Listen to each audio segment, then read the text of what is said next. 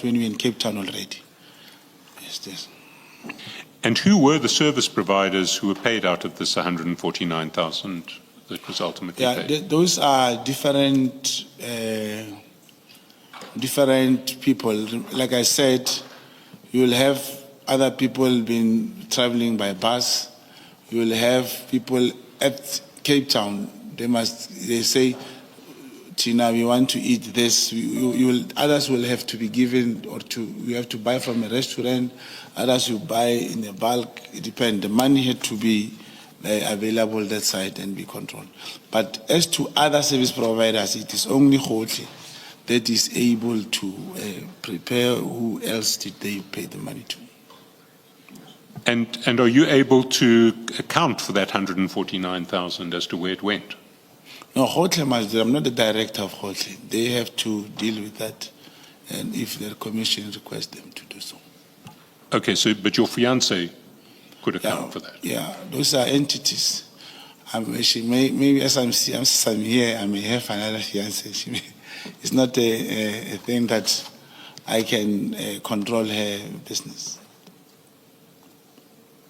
You say you are not a director. Do you have any relationship whatsoever with this company? Not company, the individual, the person. So you have nothing to do with Khotli? No, I don't. Thank you. Do you get paid by Khotli? No. I'm not getting paid. It's a business. She manages things. Where as a traveling agent, here and there she'll take a percentage. That's her thing. Yes.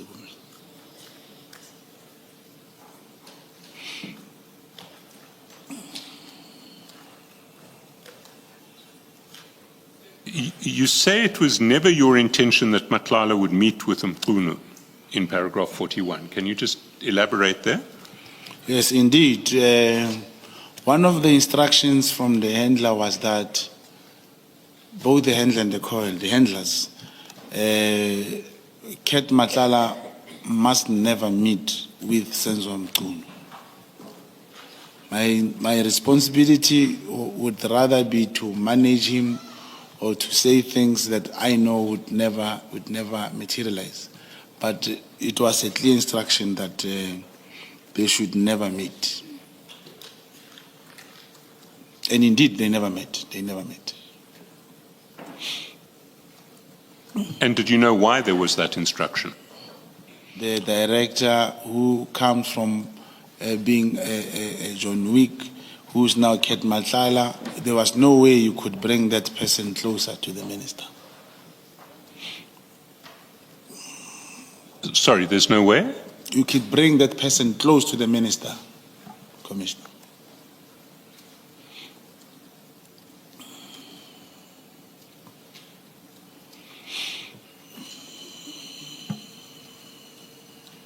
You say at the last minute you informed Matlala that the minister wouldn't be attending the ANC celebration, and you suggested as an alternative that General Sibiya, Matlala and yourself should meet in Camps Bay.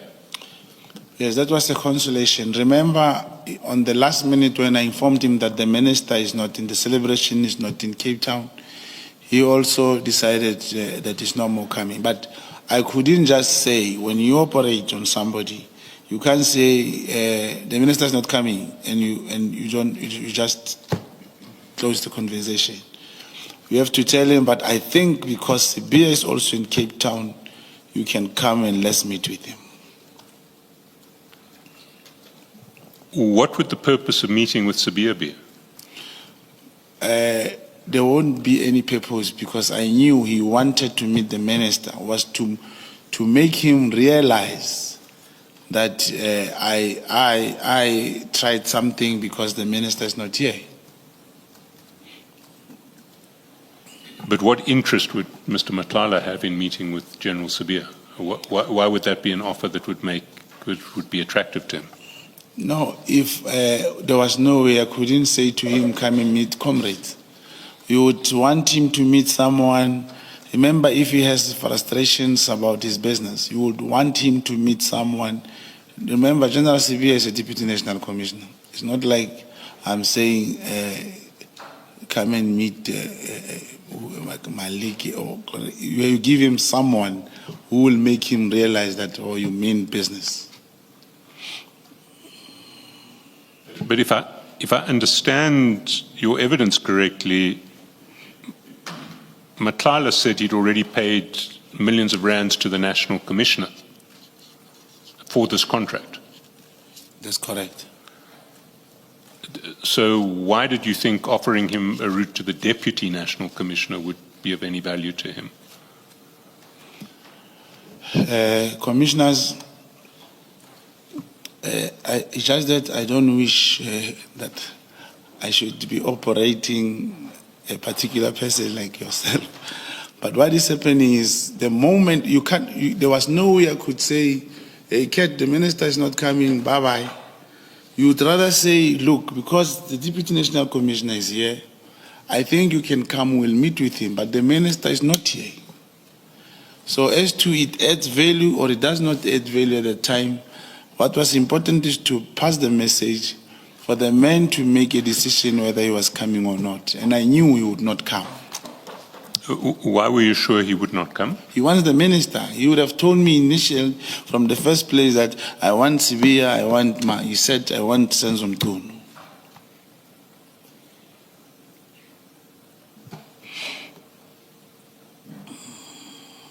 All right. You mentioned that your prediction was correct. He decided not to travel to Cape Town. Can you take the commission through paragraph 42? That Matlala in China, after receipt of this information and the alternative suggestion, decided, however, not to travel to Cape Town. He was increasingly adamant that he wanted to meet with Mkunu as he was not paid by the subs in terms of the tender contract awarded. Now, that's when I requested permission from my handler to facilitate a meeting between Matlala and the Chief of Staff, Cedric Nkabinde, without the minister's blessing. And okay. Should I go to paragraph 43, Commissioner? Please do, yeah. My handler held the opinion that I should find a way to manage Matlala without attending to the minister's office, either to arrange an audience with Mchunu and or the Chief of Staff. He reiterated that I had to continue infiltrating Matlala network in order to identify all the role players within SAP's tender that was awarded to him. So from your handler's perspective, they wanted to keep Matlala away from the minister's office entirely? That's correct. Can I just ask, I find that sentence very confusing.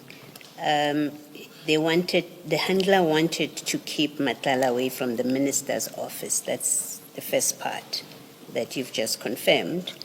And then it's the second part I don't understand. Did the handler encourage you or approve that you arrange an audience with the minister and the Chief of Staff, but just not attend the office of the minister? I don't understand what you're conveying in that sentence. I requested permission from the handler. Yes. That I should rather, how about I arrange a meeting with Chief of Staff Cedric Nkabinde, Yes. but I won't let the minister knows that I arranged that meeting.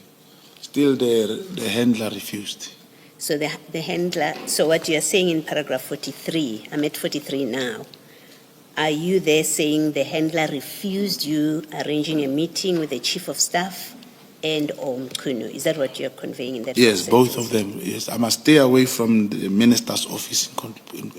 When you say minister's office, you mean the people in that office? Yes, or the the minister physical office? and the Chief of Staff. Yeah, that's correct. Thank you.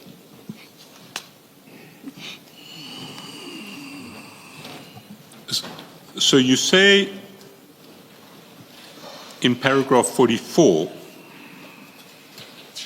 that you still had to manage Matlala's expectations. Yes. How did you do that? Remember, he had problems with the non-payments. I then proceeded to say, but why don't I arrange a meeting for you with General Sibia and Nkabinde, or possibly the minister personally and himself. I said it to him. So, although your handlers had said you can't let him get close, you can't let him meet the minister and or the chief of staff, That's correct. you essentially offered that to him. Yes. What is happening, it's like in this situation here, even if commissioners, I can tell someone now on the phone that come to the commission place and bring me food. He won't enter here. He won't get a chance to even, they'll demand identity, he won't enter the place. When I offer you something, it must be practically happening. There must be, for example, a message that I sent to Kate to say, come to this hotel, I'm with the minister. That's when I want the person to meet the minister, or I'm with the chief of staff. But when someone says, I need to be paid, I have a problem, man, come on, man, I need to meet the minister. You can't say no if you are an operative. You'll say, I'll find a way. I know that there is an NEC meeting, or the minister is being called. Sometimes you listen to the media. Immediately when you hear, you type him a message, hey, the minister could be available. He's now going to Cape Town. There's a portfolio meeting. Even when the portfolio is visual, you will even say he went to Cape Town to that meeting. The issue is you must keep contact with your target. But knowing all along that what you were promising him could never materialize. It would never materialize, and it never materialized. Can we then move to the top of page 12 and paragraph 45? Yeah. During April 2025, the exact dates I cannot recall, I traveled to KwaZulu-Natal by car. I made a trip after Matlala indicated to me that he was going to meet with a person who would solve all his difficulties in KwaZulu-Natal, moreover in Devon. And that he said in 2 days' time. I traveled to KwaZulu-Natal, arriving the day before Matlala's intended arrival. And my source at the King Shaka International Airport, an Uber driver, kept observation on my behalf and informed me when Matlala arrived at the airport. The Uber driver relayed to me the registration number. Just a minute. Do you not agree that this was an unwise choice of a source?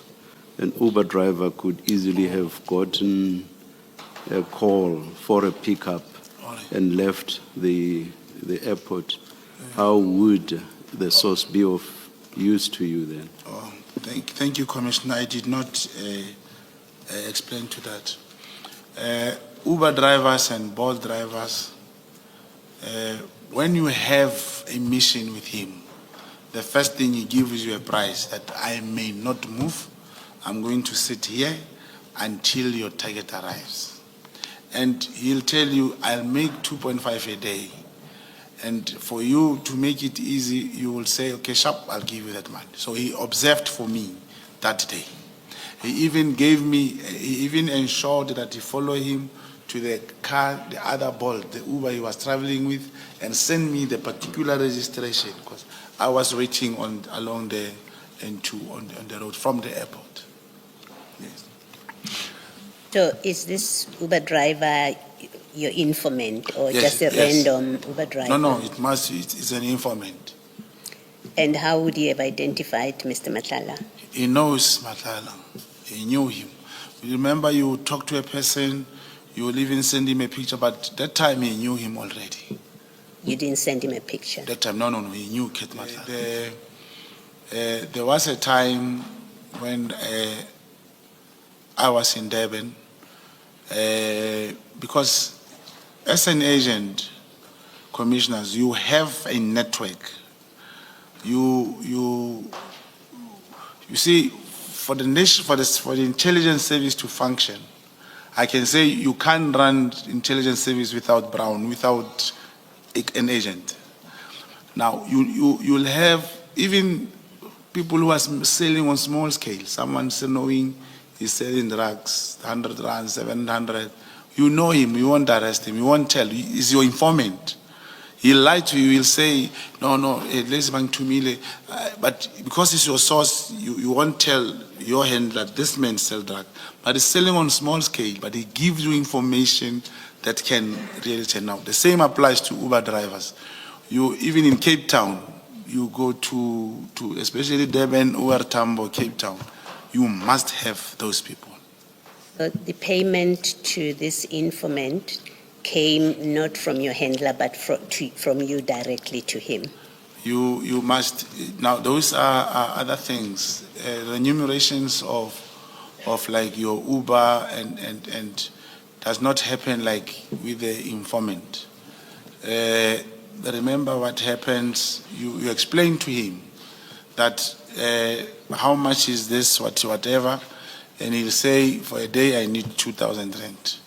Now, as I've alluded in my statement that informants cannot be paid by me, it doesn't necessarily say, when an informant say to me, I need 200 rand, your target, I must tell the handler, hey, the man wants 200 rand.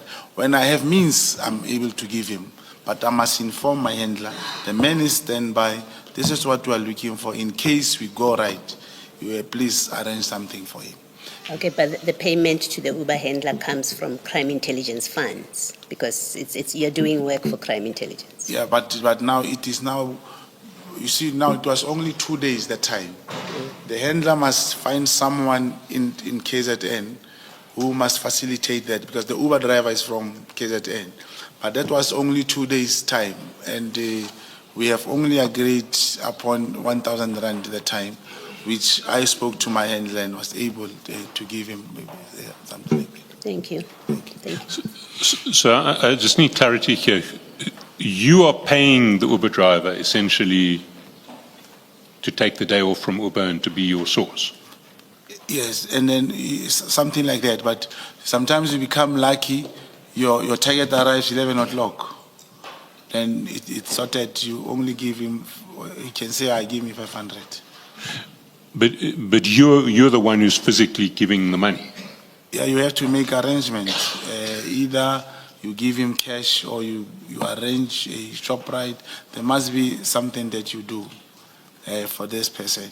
Now remember, when it comes to other informants, when they get caught, he's able to say, look, on my phone, this man sent me mine.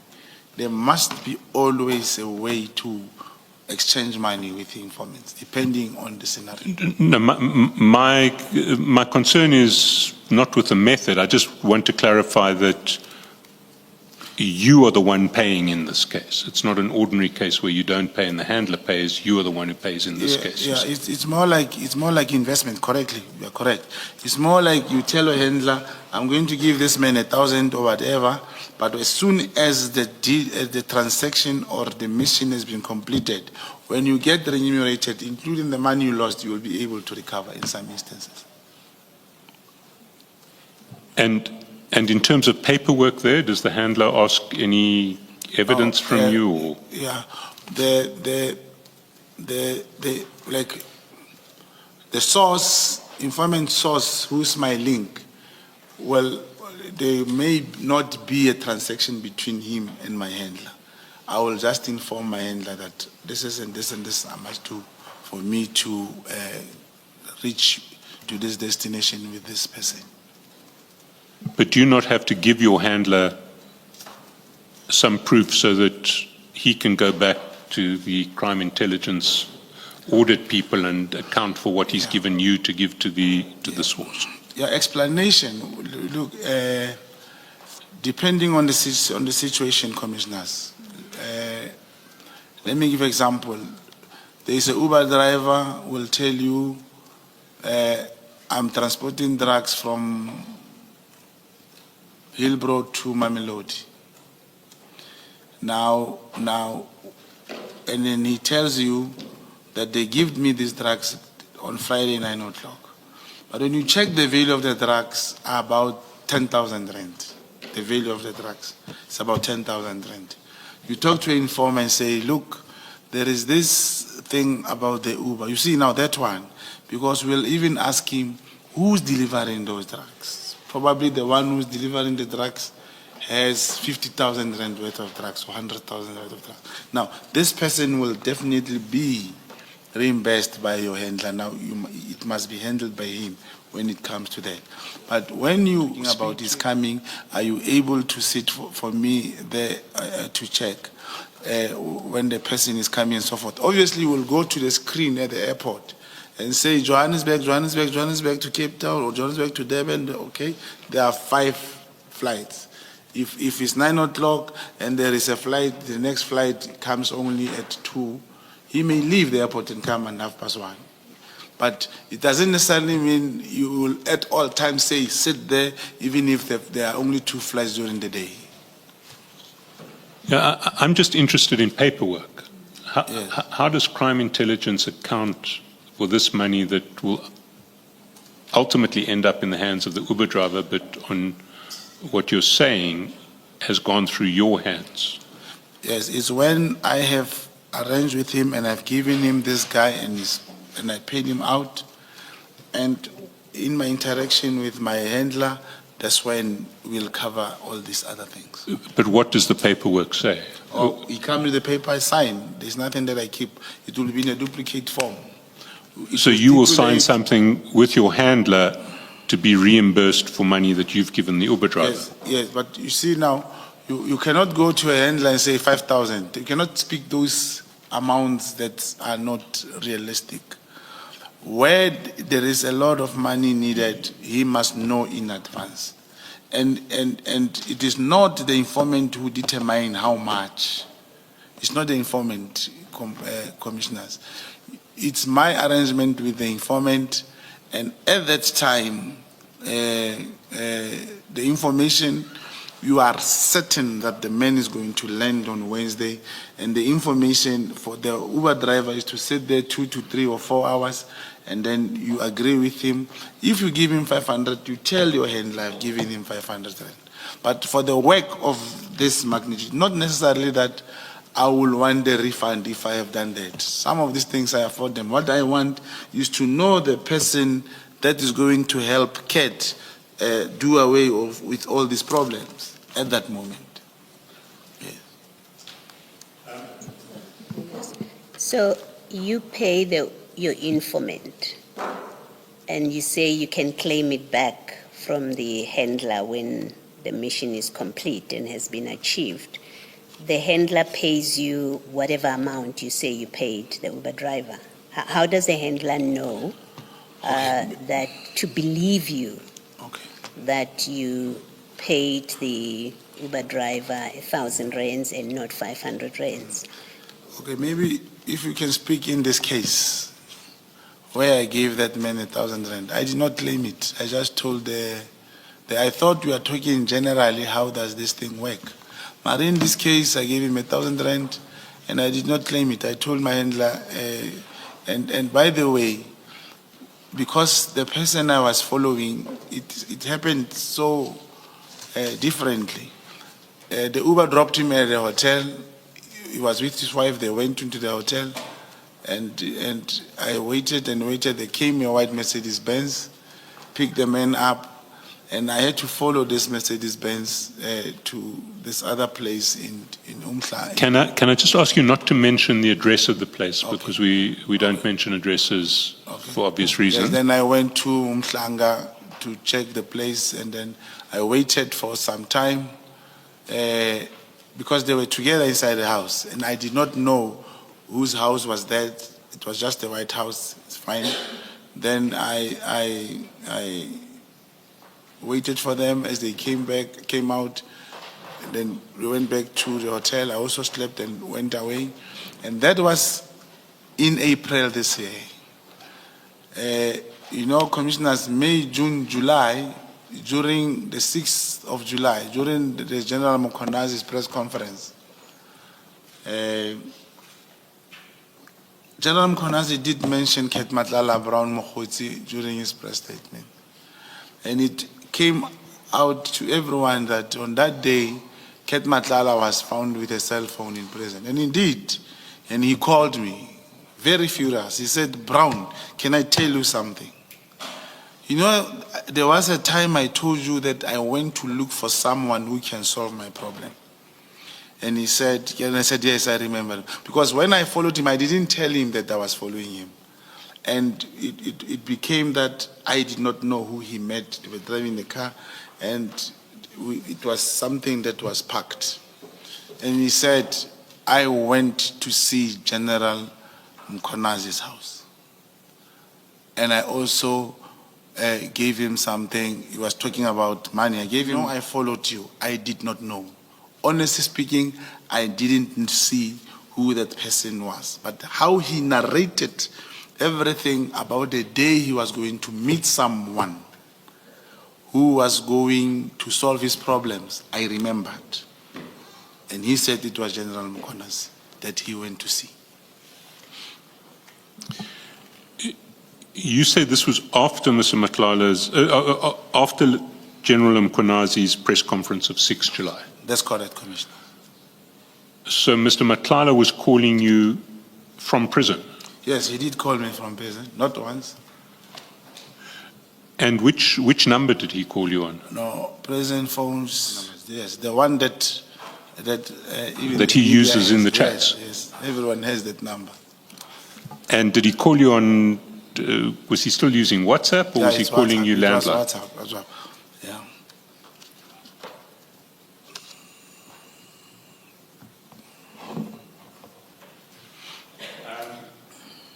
Then in 48, you talk about some other calls from prison. Can you just briefly describe those? Yes. He did call me, of course, from prison, but we were discussing like his strategy, how was he going to get bail, and what is happening, what is transpiring.